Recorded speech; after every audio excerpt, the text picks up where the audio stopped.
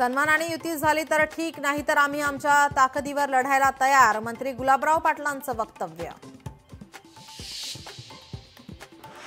नाशिकच्या भगूर नगर परिषदेत महायुतीत फूट, भाजपा आणि अजित पवारांच्या राष्ट्रवादीत युती, तर शिंदेची शिवसेना स्वबळावर लढणार.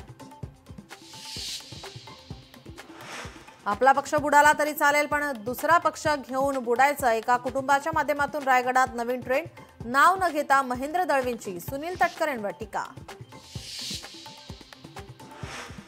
बाळासाहेब ठाकरे स्मारक समिती अध्यक्षपदी उद्धव ठाकरेंची नियुक्ती. मुख्यमंत्रीपदाची शपथ घेताना उद्धव ठाकरेंनी दिला होता राजीनामा. नवीन शासन निर्णयानुसार पुन्हा अध्यक्षपदी नियुक्ती. मुंबई महापालिका निवडणुकीसाठी मनसेची खलबत. वॉर्ड संदर्भातल्या चर्चेसंदर्भात आज मनसे नेत्यांची शिवतीर्थावर बैठक. मुख्यमंत्री फडणवीस छत्रपती संभाजीनगर दौऱ्यावर. माजी मुख्यमंत्री वसंतराव नाईक यांच्या पूर्णाकृती पुतळ्याचं करणार उद्घाटन, तसेच भाजपाच्या कार्यालयाचं करणार उद्घाटन.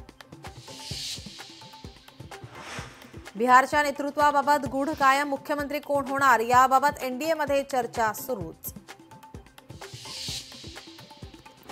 खासदार सुप्रिया सुळे आज नवले पुलाची करणार पाहणी. 2 दिवसांपूर्वी झालेल्या भीषण अपघातानंतर सुळे NHAI अधिकाऱ्यांसोबत करणार पाहणी.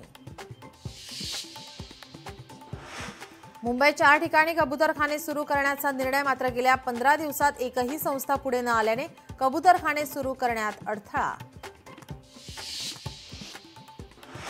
नवी मुंबईत ख्रिसमसच्या मुहूर्तावर विमान झेपावणार. ट्रॅव्हल्स एजन्सीकडे तिकीट बुकिंगसाठी विचारणा. प्रवाशांना सोयीप्रमाणे फ्लाईटची आता निवड करता येणार.